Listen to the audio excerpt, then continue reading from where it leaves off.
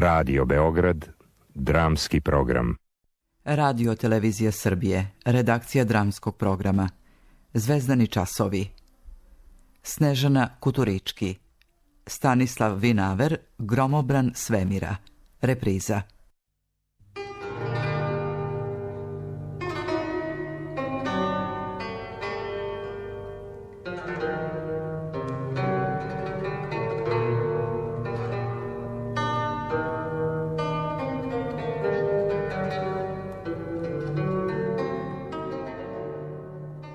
Putem odstupanja srpske vojske.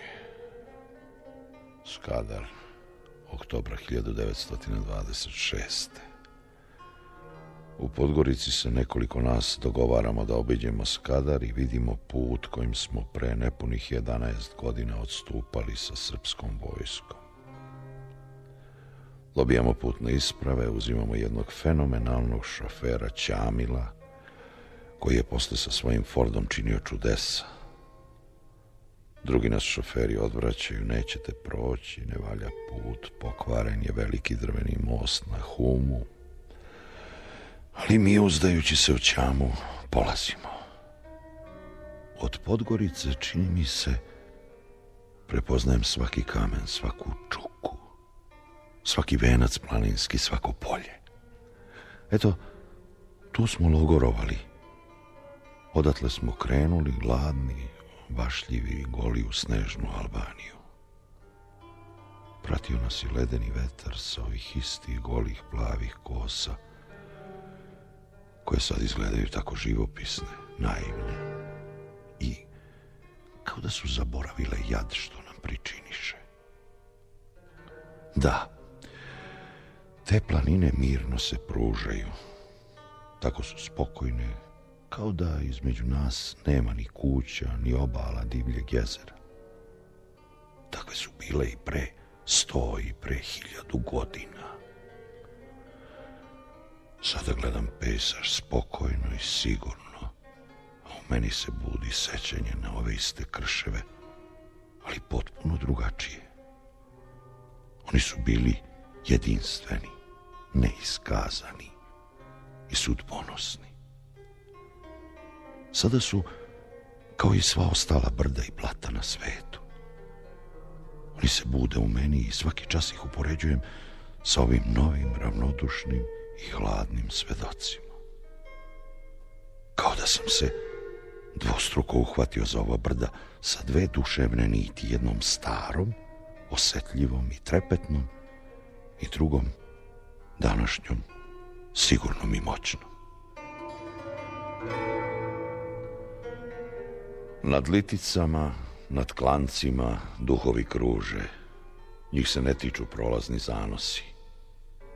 Oni bdiju da mutnoća ne napusti svet, da se reke ne rasane u glomaznim tokovima i da oblaci ne odbegnu u staro izdajstvo. Jer strašno bi bilo, vele, kao nekad u početku vekova, da se sve rasani i razgali. Da se nebeski svod oslobodi ukrasa, da ptice zalupaju prozračnim krilima o vedrinu, da plava zvonkost zažubori otrovno i jeziva jasnost nestane.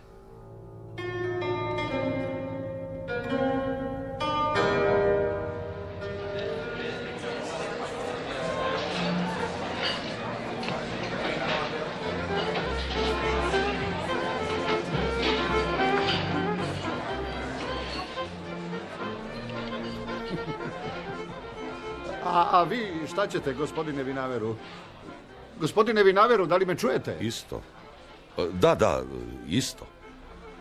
Izvinite, ne zamislio sam se. Ništa. Danas je takav dan, pun elektriciteta. Nosim nekad svu tu težinu, taj naboj stešnjen pod kožom i kao da... Izvinite, nisam vas razumeo. Kažem, kako ponekad magnetna polja iznad moje glave stežu obruče i napinju moždane vijuge do praskanja, kao pred kišu. Promjena pritiska u vasioni. Takvih dana ne odvajam se od kišobrana. Ma to ste vi, sinoć, sigurno dugo pisali polemike za novine, pa se umorili od oštrenja pera. Da. Opet ste nekog izbrusili u vašoj pantologiji, priznajte. Pa, pravo da vam kažem, svega nekoliko bezazlenih oglasa. Oglasa? A to mora da je onako nešto vinaverovski. Pa evo čujte, mleko mudrosti. Točim mleko mudrosti iz sopstvenog mlekarnika za književnu mladež. Mleko je vodnikovo, ali takva mu je priroda. Iz moje su mlekarnice izašli čuveni književni džinovi i rvači. Marko Ristić, Aleksandar Arnautović, Miodrag Ibrovac, Momčilo Milošević, Milan Bogdanović i drugi. A to je najbolja preporuka za hranljivost mleka. Bogdan Popović, šef mlekađinice Cucla. Šef mlekađinice Cucla. Da. Pa to je prava poslastica. Gospodine Vinaveru, vaša duhovitost je zarazna. I drugi oglas. Dosta je bilo genijalnosti. Naši izdavači već nekoliko godina izdaju, reklamiraju, preporučuju samo najgenijalnije knjige. Boli nas glava od genijalnosti. Mi smo zaboravili ko smo i šta smo. Mi već počesmo zaboravljati kako izgleda običan čovek i običan život. Zato smo rešili da otpočnemo sa izdavanjem biblioteke Pasulj, koja će vratiti naš narod prostom, svakodnevnom i običnom životu i time izvršiti najveću kulturnu misiju ovoga veka. Kao prva sveska naše biblioteke izlazi senzacionalna knjiga. Šta je pričao jedan prosečni Englez jednom svom prosečnom prijatelju i prosečnom Srbinu jednog prosečnog dana u jednoj prosečnoj engleskoj kafani? Ovu knjigu ispričao je prosečnom ćirilicom gospodin Aleksandar Vidaković. Da. Kao druga sveska izlazi ne manje senzacionalna knjiga Šta pišu stariji ruski udžbenici o Puškinu od gospodina M.M. Pešća. Da. Kao treća sveska izabrani spisi Desanke Maksimović. Ovo je samo skromni posni početak, jer oslobađanje našeg naroda mora doći po svaku cenu. Apsolutno. Sudbina bezbrojnih naraštaja i miliona naših sugrađana pod pitanjem je. Čitajte i širite biblioteku Pasulj. Da, širite našu hranu. Ko bi je za mene, gospodine Cvijanoviću, da naša pesnička težnja ka uzvišenosti sopstvenog naroda. Mislite narodnoj uzvišenosti, u duhu narodne književnosti? Tako su u duhu narodne poezije i šireći njene potajne argumente radili naši pesnici. Oni su uvek hteli da dokažu da mi nešto vredimo već i po tome što smo nekada toliko vredeli i nekada bili tako moćni i tako blistavi. A ko to, na primer? Pa, Dučić, brate. Ha, da, naš princ od Trebinja. Da. Dučić je u ovome stilu izmišljao svoje carske fantazije. One nisu ni ukoliko potekle iz duha onog vremena, niti iz kritičkog i intuitivnog pogleda današnjice na ta vremena. Dučić je zamišljao jednu prošlost kojom bi se mogao pohvaliti pred strancima, pa i pred svojim rođenim narodom. To nije bila autentična prošlost, nego jedna reklamna prošlost. Tako je Dučić izmislio da je glavna briga carice na dvoru cara Dušana bila da primeti jednu boru brige u pogledu silnoga cara. A ima valjda, gospodine Vinaveru, i onih koji drugčije misle? A ima, naravno. Đura Jakšić, na primer. Đura nije tražio opravdanja za nas, nego nas je postavio kao potpuno opravdane, kao bitne, kao početak i osnovu, a zahtevao je da se drugi opravdaju što su nas ostavili, što nam nisu pomogli i što nas većma ne pomažu. On ne da se nije pravdao, već je optuživao. On je Evropi kazao da je stara lutka i propala prostitutka. To vam, gospodine Stanislave, već ima politike, ako to nije i sve sama politika. Vi srpski pisci, učeni ljudi, sve malo pa na politiku okrenete. A dobar je Đura, nije da nije. Ja bih voleo da je tako kako on kaže. Da su nam političari takvi ko pesnici i ratnici. Eto, pa vi ste prvi opasni, ako znate šta hoću da kažem. Ko se od oštrice vašeg pera sačuva, taj je srećan, ali nije i večan. Pa, kućete veće nesreće. A vi baš nikad ne mirujete, a? Šteta što niste ostali u diplomatiji. Vratit ću se, pripremam se. Pravim telegrafsku karakterologiju naroda. Hoćete da čujete? Vrlo rado, vrlo rado. Ali da vam ja postavljam pitanja. Jedva čekam. Pa, Nemac, na primjer. Jedan Nemac zaljubljen u sebe. 2 Nemca, pivnica. 3 Nemca, rat. A Englez? 1 Englez, glupak. 2 Engleza, utakmica. 3 Engleza, velika pomorska država. Da. A šta je karakteristika Španca? 1 Španac, prosjak. 2 Španca, borba s bikovima. 3 Španca, odstupanje. A Francuz? 1 Francuz, elegantan čovjek. 2 Francuza, familijaran život. Jeste. 3 Francuza, svađa. A Italijan, gospodine Vinaveru? 1 Italijan, svirač na mandolini. 2 Italijana, atentat. 3 Italijana, kocka. Čekajte, a šta kažete za Jevrejna? 1 Jevrejin, krpar. 2 Jevrejina, banka. 3 Jevrejina, Francuska akademija. A 1 bratko Bugarin. Da. Mir sa Srbima. 2 bratka Bugarina, rat sa Srbima. 3 bratka Bugarina, Balkanski rat. A na kraju, gde smo mi, Srbi? 1 Srbin, 1 politička partija. 2 Srbina, 2 političke partije. 3 Srbina, 5 političkih partija. 4 Srbina, svetski rat. Pa vi baš po svima. Šta ću? To će biti da je čitav svemir nezgodan u najmanju ruku. A dobro je pogođeno za sve. Kada sam bio dečačić, nisam nikako mogao da pojmim da na svetu postoji još nešto izvan mog vidokruga. Plašio sam se i imena naroda. Plašio sam se, a i plašili su me, nepoznati. Danas gotovo da je jednako tako. Eto, svaki dan navrate da kupe novine gospoda iz ambasade i popričamo, ali kod mene uvek neka nelagodnost. A vi, gospodine Vinaveru, vama je lako. Pa vi ste još na Sorboni u Parizu kao mladić škole učili. To je drugo. Vama svet mora da je kao vrh Čiode, sićušan, nekako gladak i sjajan, poput beskraja. U detinjstvu bio sam pod ogromnim uticajem rengenovog aparata koji je u Šapcu imao moj otac. Prvi u Srbiji i prvi na Balkanu. Video sam kako se materija razvejava u zračenje i u svetlost i to mi je izgledalo realnije no ova gruba i slučajna veza, ova prerušenost života, ovaj lažni mir, ova lažna spokojnost, ova okorelost oko treperenja. Privid je čežnjiv naših srdaca da se u jedan osetljivi spoji val čega smo svesni i što je izvan nas.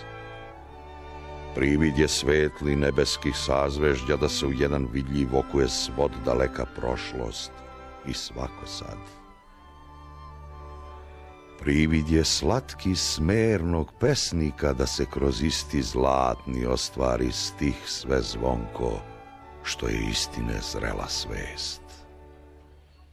Da vidite, Stanislave, treba prvo imati misao, ne bilo kakvu, snažnu, poput munje, da posvetli odjedanput svudu naokolo, sve da obuhvati do dna. Izraz se krije u snazi misli. Ona daje privid jednakosti svih nas. A ja sam to nekako oduvek znao, da se ne može samo sesti, pa hop, ajmo sada nešto napišemo. A vi to imate, vi to jednostavno umete. Što god započnete, nastane knjiga i po. Pa eto posla i za nas knjižare.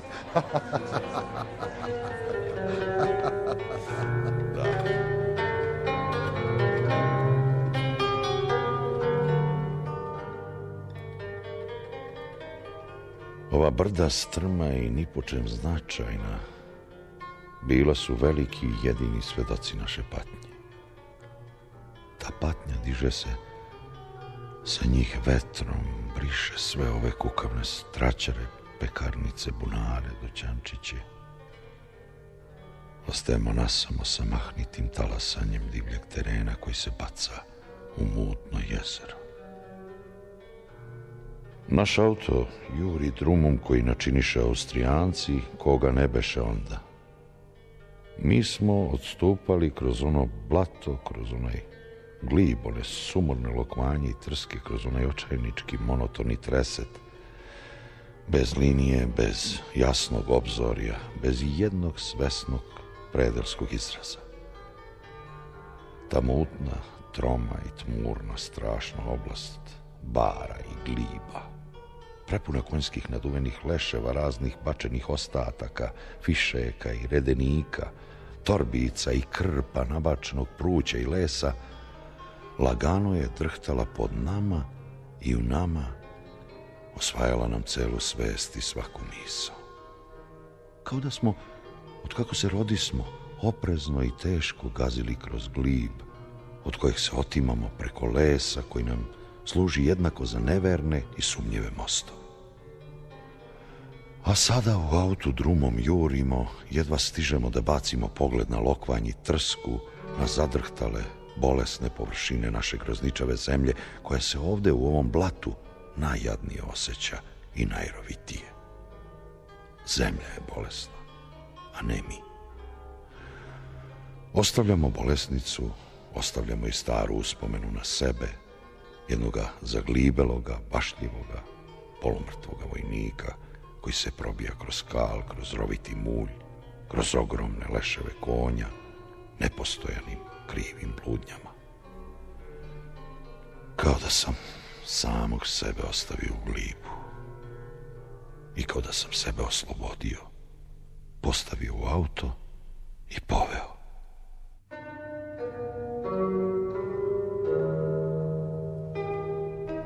Usta. Život je progovorio kroz njegova usta.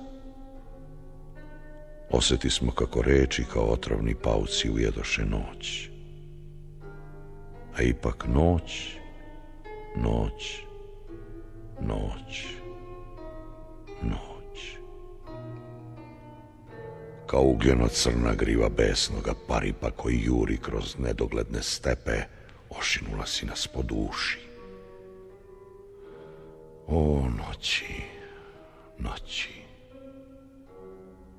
Usta. Usta crni magi, gorostasni iz korica trže mač. I vekova što spremiše tamna jata nasleđe suza, bol do nepovrata, prigušen, zadavljujući plač probode. Poteče krv, krv i krv.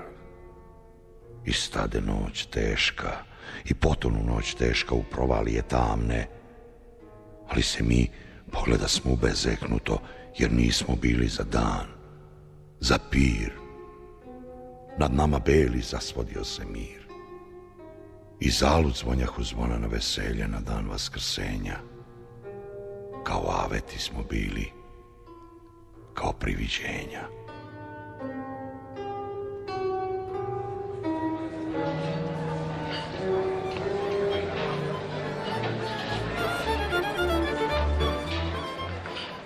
Pa vi opet ne slušate, a i meni je došlo da se izjadam.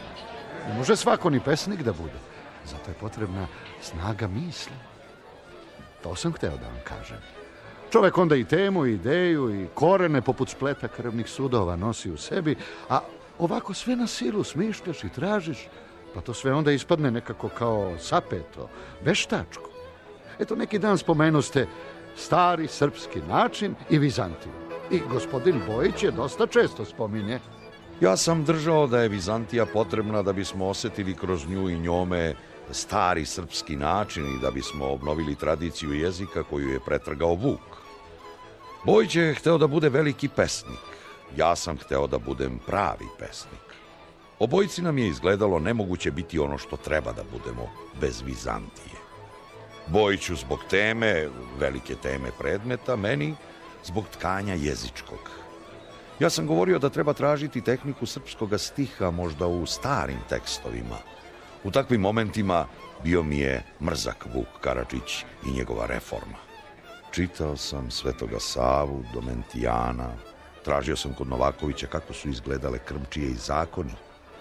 Apokrifi i Matija Vlastar vukli su me u zlatnu tamu. Mislio sam da postoji neki mističan poredak, neka mistična srednjovekovna parada reči, kada je nadahnuće istinsko, a istinsko je moralo biti u doba crkvene sigurnosti i apokaliptične unezverenosti. Tekstovi nisu usrećivali. Uopšte me je poredak reči držao i ostajao za mene najveća pesnička tajna. Moji eksperimenti išli su jednako na to da se nađe naš poredak reči izvan i pored deseterca. Teškog rasklapanja kruni odzvanjanje, mutnog utapanja, daleko sanjanje. Sluti se otima buntovnik česama, svest o životima žubornih pesama. Opojne sokove pesma je savila u vitke tokove zapletom pravila. Zvuči ta vaša ideja o unutrašnjoj logici stiha u sprezi sa ritmom kao neki perpetuum mobile. Vi ste baš ljuti na Vuka. A da nije to sad kad se on već izborio za ono što je malo ko umeo i zato je imao snage i to uz onakve žrtve sproveo reformu.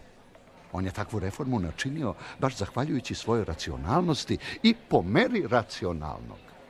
Odmah posle oslobođenja Makedonije ja sam napisao u štampi da mi Srbija književno svojim racionalizmom koji je zavladao izgleda za neko vreme zatvorena za mistiku, ali da će mistika doći sa makedonskih jezera u kojima borave još i stara čudovišta i nad kojima lete prastare utve zlatokrile i gde se vile još skupljaju.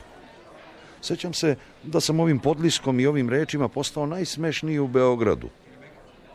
Svima je to izgledalo kao potpuna ludorija. Naglašavao se praktični duh Makedonaca, ali reč mistika bila je zgodna i krilata. I suprotna, potpuno suprotna racionalizmu. Pa eto i sam gospodin Skerlić. Ta reč mistika više se mogla boriti protiv Skerlića nego čete, bataljoni i pukovi razloga, jer razloge je on mogao sve razvejati, ali protiv jedne opasne reči ni on sam nije znao kako da se bori. Pa ipak niste baš bili usamljeni. Ima vas. Ja u ovom gradu, prodajući novine i knjige, kupim i sam ponešto od vas, ako me razumete šta hoću da vam kažem. Da. Teško je nama, Srbima, u ovom svetu da se ne držimo racionalizma. Krut stav, jasan put na ovoj balkanskoj vetrometini znači i zdravu i bistru glavu, a ponekad, Boga mi, i glavu na ramenima. Ovde ništa od nas ne zavisi, pa se ljudi baš toga i plaše. Jeste. Mutan je ovo teren. Velike su magle u jesen kraj reka, a stih ima moć majčine uspavanke. U njemu obitavaju sile neznanih oblika i postojbina. Kop se na ovoj zemlji ne priziva. Čarolije imaju dvostruke moći, nama malo znane. U rukama volšebnika zlih moje mač i štit moj kasni, moje zamah neboglasni, u rukama volšebnika zlih mojih znanja plod je strasni. Samo jedan njen vrt jasni, nekom ludom, divljom snagom skrih od pogleda volšebnika zlih. Poneki put bi mi Rastko saopštavao o svojim novoiskrsnim vrelima, izvorima, o svojim razvrištalim stihovima. Zbilja, evo ovako bunovno. Napisao sam novu basmu od uroka da ustuknem kob, hodi da je čuješ. I pola kao neverujući sa nekim osmehom krivca i deteta uhvaćenog u zločinu opake navike, on mi je čitao svoje vračbine. Čitao ih je nepregledno, patetično, zagrcavao se, reči su ga razdirale, rvao se sa njima i bespomoćno je mahao rukama, pa bi zamukao. Oči mu bacahu iskre, a one bezbrojne riđe malje na dugim rukama, nespretno stegnutim u manšete, nakostrešeno kao milijarda pipaka uperenih u vazduh, slutile blisko neumitno prisustvo bezbrojnih nadirućih i opakih sila. Glas mu se najzad slamao do šapata, grlo stezalo do neprodora. Tada mi je pružao hartiju, gusto načičkanu gotovo nerazumljivim šarama. Pokušavao sam da se u njima razaberem. Čudesni tamni borovi, dozrele krošnje jekova, sudbinski strasni horovi jezivom slavom vekova.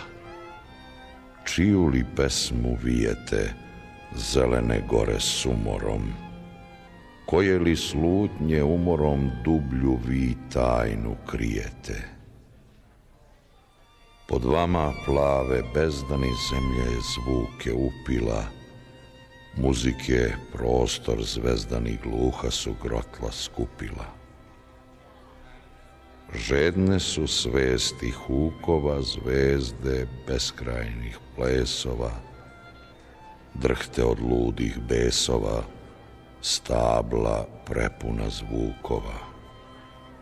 Kažem ja, misao, samo snažna misao, kao svetlost. Usuditi se, sile prizivati. Ne kažem da toga nije bilo i ranije, samo nije bilo vreme za to. Što bude bolje vreme za ovu zemlju dolazilo, to će slobodnija njena poezija biti. Toliko slobodna da se tamo negde u tom svemiru sa svojim sestrama sjedini u svetlosti.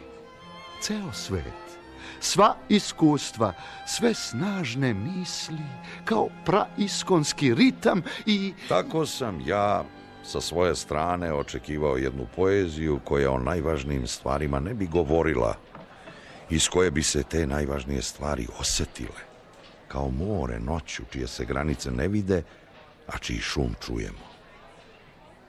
Zamišljam pesnika i pesmu kao melodiju kojom ječi cela vasiona, kao zračenje koje obuzima ogrezla bića.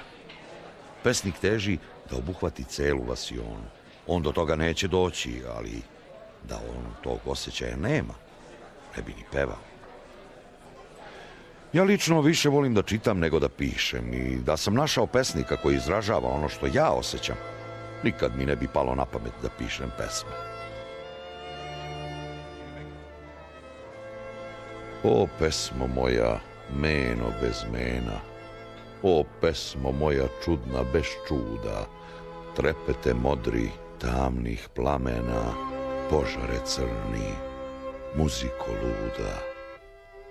O, idi pravo, ne skreći s puta. Nas zovu glasi tajni suština.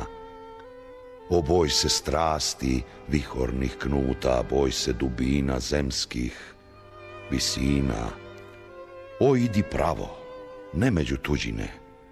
Bol, radost, sve je van stvari psihe. Pesmo božanska, u ples suštine, kroz provalijske daljne magline, u bezdanove beskraje tihe.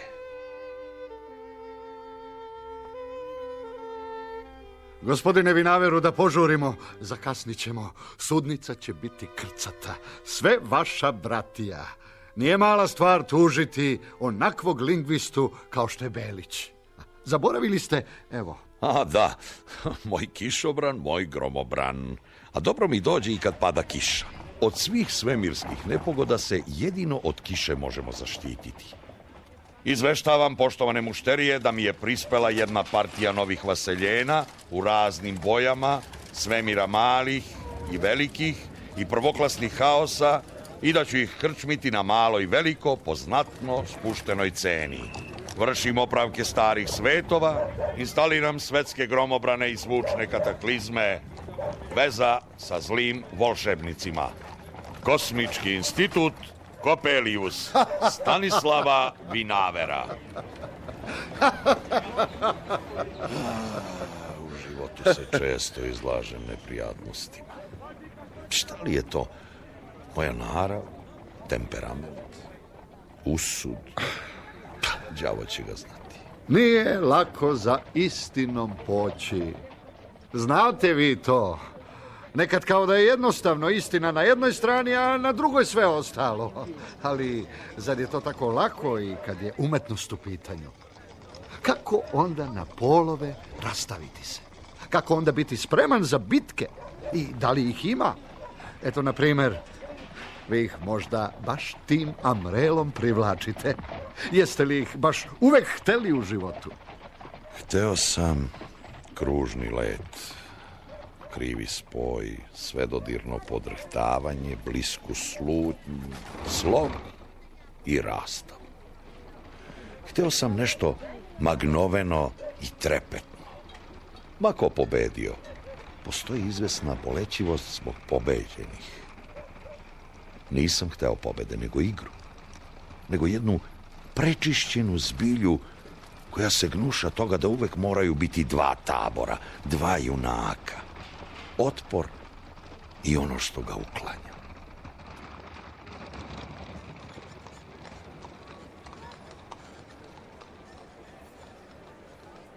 Nisam čuo da ste mi rekli na čijoj ste strani. Na strani srpskog jezika. Da. Ako tamo bude akademik Belić, bit ću na njegovoj strani. Jezik je u ključanju, vulkan radi, nije smiren, a kamoli ugašen. Čudesa izraza su uvek moguća. Da, gospodine Vinaveru. Po pravopisnim pravilima koje je izmislio gospodin Belić, grupu reči sa ds i dš treba izgovoriti protivno svim fiziološkim i filološkim pravilima Sudski i Ohridsko jezero, a ne Sudski i Ohridsko jezero. Ovim krivopisom nakrađuju se govorni i književni jezik bez ikakvog naučnog osnova. Tako se branio i sveštenik Miloš Anđelković od optužbe da je klevetnik i pozivao Vuka, Đuru Daničića, Stojana Novakovića. Tačno. Dokaz je i to što bi Novi Sad po doktoru Beliću trebalo da bude novosadski, a novosadsko vreme je vreme po Novom Sadu. Ja mislim, i ne samo da mislim, a dobro je da mislim, ja tvrdim da je i Vuk Karadžić poznat iz Belićevih spisa. Tamo je sve o njemu. Bio je vrlo dobar književnik. Znao je tančine i gramatiku i sintaksu, a i pravopis. Šta se piše zajedno, a šta rastavlja. Gospodine Vinaveru, vi sve pretvarate u parodiju. Ja samo razgrćem činjenice, a vi parodija. A možda je to baš parodija? Baš sam se mučio da je definišem. Još nas doktor Belić uči da pišemo aždaha, kihati, kihavica. I kihavica. Da, mahrama, truhleti, mehlem, hendek. Slušajte, havala umesto avala. Pa i historija umesto istorija. Ajte, molim vas. Historija. Sveštenik Miloš Anđelković je pretpostavio primjenu ovih pravila, jer ne moraju samo naši pisci da zehvaju. Imaju kihavicu, da, i brišu nos mahramom. Već treba da piju kahvu i beru bosilak. Ne sme se brbljati, nego je dopušteno samo brblati. Ali neka zeha i kiha, onaj koji propisuje pravila za zehanje i kihanje. Da, tačno. A srpski narod nikad nije zehao, kihao i brblao. Pa neće nikad zehati, kihati i brblati. Gospodo, molim vas, ovo je parodija. Čemu sve to? Parodija, gospodine sudija. Tišina, molim, tišina. Da. Parodija služi da istina bude tačna i precizna, a humor je čini superiornom, nepotkupljivom i ubedljivom. Zato je humor dar istine, zato humor boli koliko je istina. Ko je vas, gospodine, ovlastio da se mešate u sudsku raspravu? Odlično retoričko pitanje, gospodine predsjedniče sudskog veća. Ono mi omogućava da vam uzvratim pitanjem. Ko je vas ovlastio da sudite, a verovatno i presuđujete po pitanjima zakona jezika koji nisu u vašim paragrafima? Gospodine Vinaveru, vi sebi dozvoljavate i suviše. Nije to ništa prema onome što ste vi sebi dozvolili, gospodine Vukajloviću. Za zakone jezika u ovoj sudnici od vašeg sudskog veća ovlašćenija je svaka klupa u publici. Molim! Pred vama je cvet našeg univerziteta i naše akademije, tako reći nacionalna botanička bašta. Kako vas, gospodine sudija, nije sramota da tu sedite? Na početku je trebalo da zamenite mesto sa nekim. Hoćete li da ja odredim sudsko veće? Gospodine, napustite sudnicu! Posle vas, gospodine! Izbacite gospodina Vinavera iz sudnice! Ali, gospodine sudija... Tišina! Tišina! Šta je, gospodo? Ćutite? O vašem jeziku se sudi. Ja nikad nisam ni bio u vašim pravilima. Moj jezik je uvek bio samo pod mojom pameću, pod njenom vrhovnom komandom.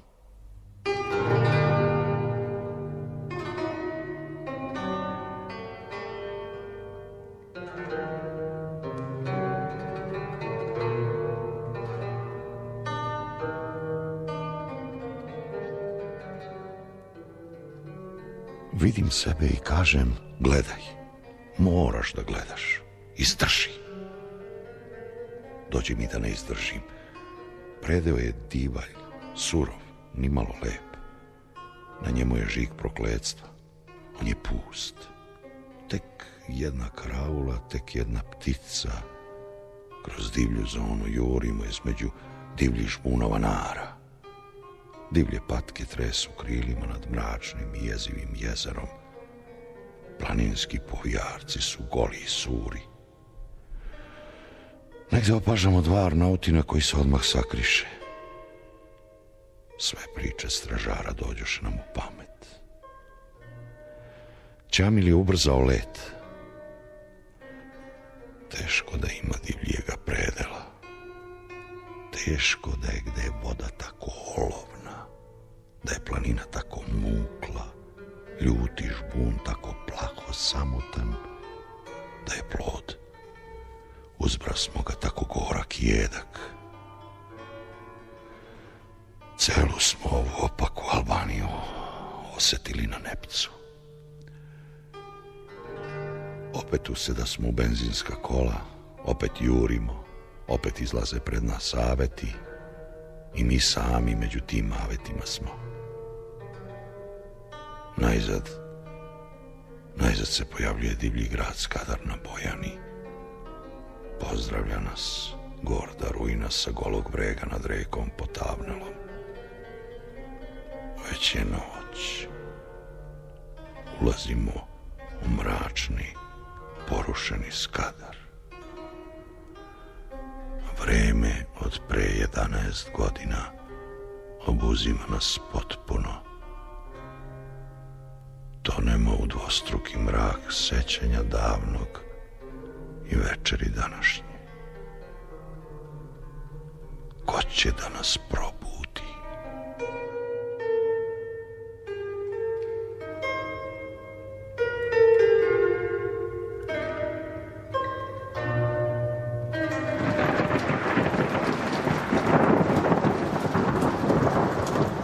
Gospodine Stanislave, opet ste zaboravili vaš kišobran.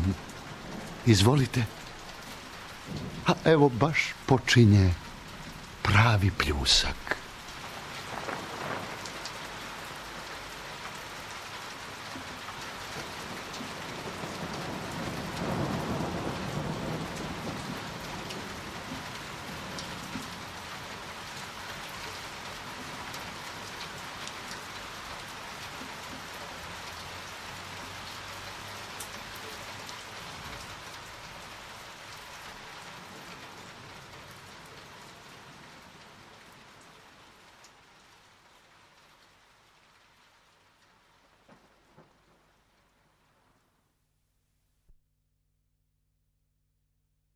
U seriji Zvezdani časovi slušali ste reprizu dela Snežane Kutrički, Stanislav Vinaver, Gromobran svemira. Uloge su tumačili Vladan Živković, Milan Mihajlović i Dušan Petrović. Lektor Nataša Ivković-Šuljagić. Muzički saradnik Jovana Stefanović. Ton majstor Nikola Nikolić. Reditelj Dušan Mihajlović. Urednik emisije Jovan Đurić. Urednik repriznog programa serije Melina Potakoljević. Producent dramskog programa Aleksandra Rajić-Žikić. Produkcija Dramski program Radio Beograda, april 1995. godine.